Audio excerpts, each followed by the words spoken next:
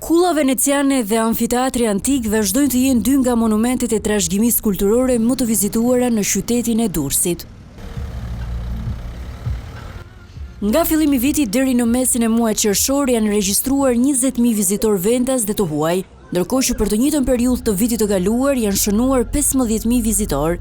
Ina Ayazi, specialiste e qendrës muzeore, thotë se në mjediset e kullës veneciane, vizitorët njihen me një tur virtual rreth historisë mesjetare të Durrësit, fal teknologjisë që është instaluar në mjediset e saj. Vizitorët kanë mundësi që nëpërmjet projekcionit të shijojnë historikun e qytetit të Durrësit me një video që është 3D.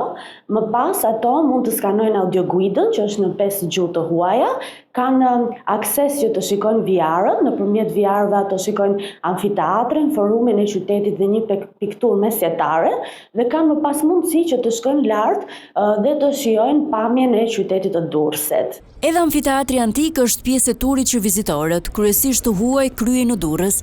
Galeritë e tij dhe sidomos kisha bizantine në mjediset e brendshme e bëjnë atë unik dhe të papërsëritshëm. Amfiteatri, pa diskutim që është një ndër monumentet më të rëndësishëm të qytetit të Durrësit, si i pari në Ballkan për sa i përket madhësisë dhe kapacitetit që ka, dhe ajo e bën akoma më atraktive që vizitorët të shkojnë dhe ta vizitojnë. Qytetit pritet të shtohet gjatë vjeshtës edhe një tjetër monument i rrallë. Muzeu arkeologjik tërësisht i rikonstruktuar pritet të hapet me 3 kate funksionale ku pritet të ekspozohen artefakte të rralla të historisë sonë për gjatë shekujve.